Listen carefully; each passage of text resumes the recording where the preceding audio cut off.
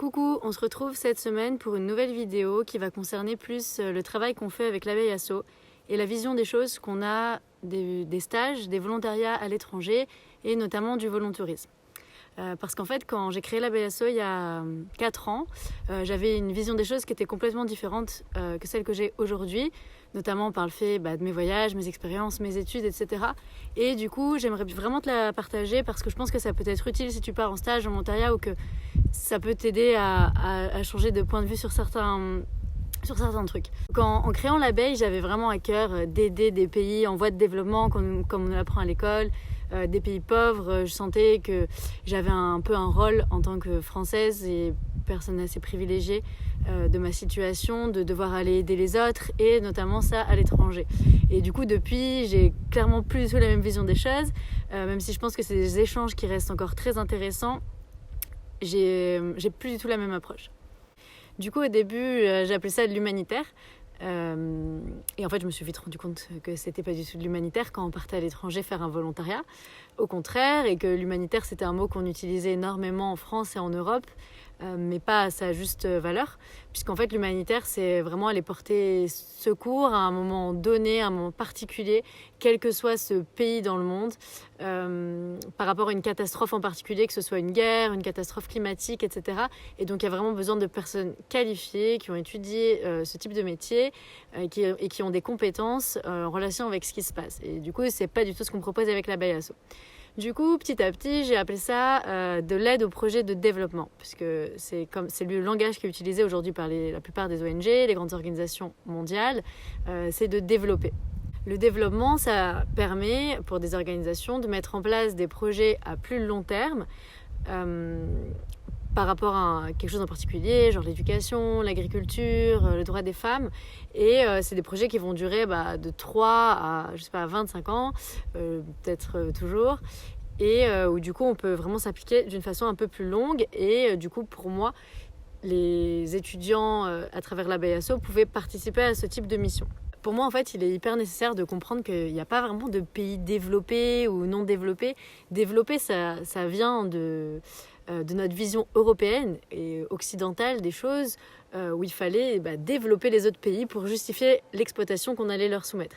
Au XVe siècle, quand il y a la découverte de l'Amérique par les Européens, il s'agissait de développer les populations autochtones et les populations esclavisées venant d'Afrique durant la traite négrière pour justement leur développer leur spiritualité et les amener vers le christianisme. Donc déjà, il y avait cette notion de développement qu'on mettait hyper en avant et qui en fait servait à exploiter de nouvelles terres, que ce soit pour l'agriculture, économique donc, ou militaire, et étendre son pouvoir colonial. Ensuite, il y a eu l'apparition de l'économie. Du coup, il fallait développer l'économie pour aller vers le capitalisme, vers un nouveau mode de travail, et tout ça, encore une fois, imposé par l'Europe, et c'est toujours aujourd'hui le modèle vers lequel la plupart des pays veulent tendre.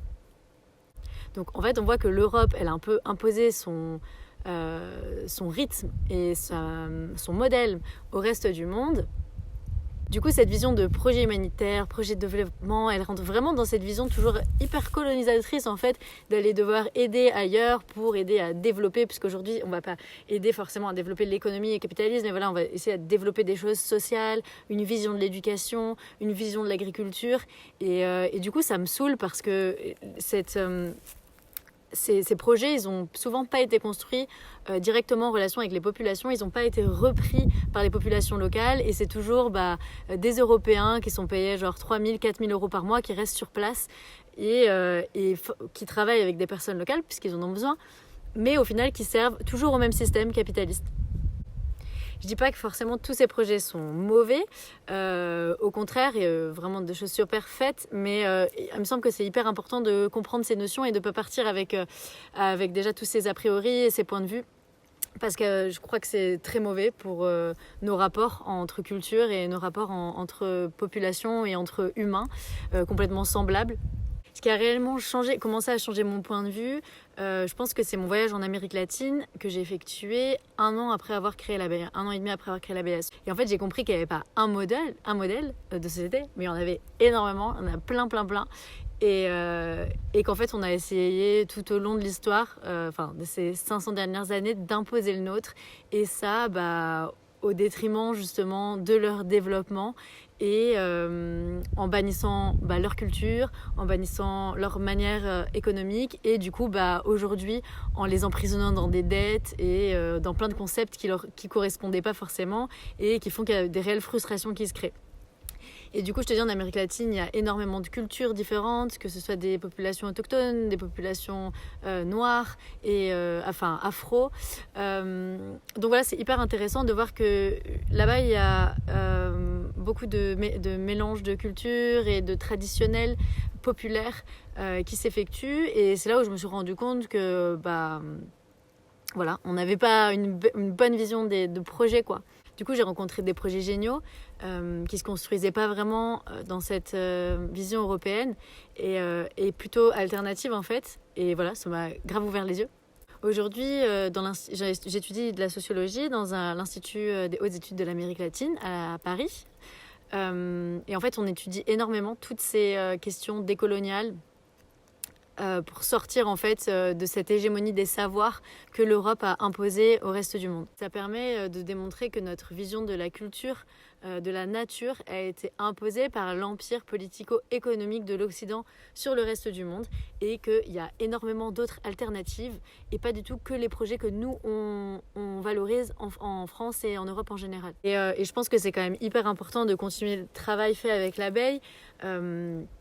Puisque dans un monde qui, dans le même temps, s'ouvre énormément, se ferme à de nombreuses autres cultures et je pense que ça permet vraiment d'avoir une nouvelle vision des choses, de comprendre les effets du capitalisme, de voir ce qu'il y a comme projet alternatif et de pouvoir ensuite changer de perception de choses et pouvoir implanter des trucs cool en Europe, en France ou que ce soit dans le reste du monde.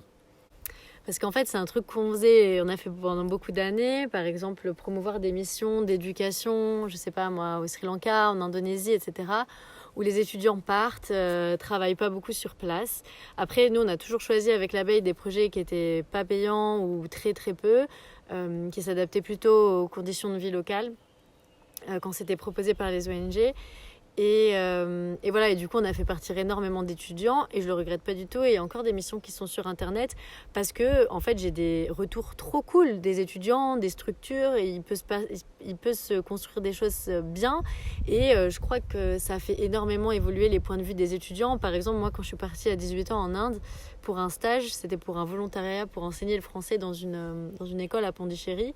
Et clairement aujourd'hui quand je vois ça je me dis non mais j'étais pas utile, enfin ça servait à rien, c'était juste pour servir mon ego européenne qui avait envie d'aller aider le monde et voilà. Et sauf que d'un côté non, parce que j'ai appris énormément d'une culture, d'une nouvelle spiritualité, ça m'a connecté à de nouveaux projets, j'ai quand même pu me sentir utile et le fait de se rendre utile, de se rendre compte de ce que ça fait comme effet, ça donne envie de le faire plus. Ça m'a ouvert les yeux sur de nombreuses questions, que ce soit la pauvreté, l'environnement, etc. Et du coup, je pense que c'est aussi important de passer par là et que il n'y a pas de mauvaise mission ou pas. Ce qu'il faut juste, c'est toujours se remettre en question les actions qu'on fait. En tout cas, il n'y a rien de mal. On ne fait pas des mauvaises actions dans le passé, on a juste évolué. Au niveau de notre point de vue critique, et c'est cool puisqu'aujourd'hui on peut faire des trucs qui changent vraiment les choses, qui ont un réel impact social et écologique. Donc voilà. En tout cas, je critique pas du tout ce que tu as fait, ce que tu fais, et c'est pourquoi j'ai encore laissé ce genre de mission même sur le site de l'abeille. Après aussi, cette aide, elle est encore énormément demandée par les ONG et les partenaires de l'abeille. Sinon, c'est clair que je continuerai pas à connecter les étudiants. Tous les mois, on a des retours hyper favorables des structures qui sont trop contentes que les étudiants aient pu participer aux projets qu'ils mettent en place, puisqu'ils n'ont pas assez d'aide financière, pas assez d'aide humaine. Et clairement, ça permet de mettre en place des trucs qui aident vraiment. Et je pense que c'est génial de sortir de cette vision des choses parce que ça nous permet de nous intéresser plus à d'autres modèles, d'apprendre plus, de venir sans a priori, de comprendre une nouvelle culture, d'en retirer ce qu'il y a à retirer pour la nôtre, de permettre des échanges de compétences, de connaissances. Et c'est hyper important, notamment par rapport à ce qui se passe dans le monde aujourd'hui, avec la crise climatique, les inégalités, etc. Et à mon avis, en continuant ces échanges, on peut créer un monde super chouette. Mais ouais, du coup, j'appelle pas du tout à la haine du continent européen et de la façon dont il a fait les choses. Aujourd'hui, je pense aussi qu'on est une nouvelle génération, on n'a pas grand-chose à voir avec ça, et justement, on aura encore moins grand-chose à y voir quand on aura les trucs un peu plus clairs et qu'on voudra sortir de ces rapports. Du coup, je pense que c'est à nous de jouer sur tout ça, à nous de construire ces idéaux.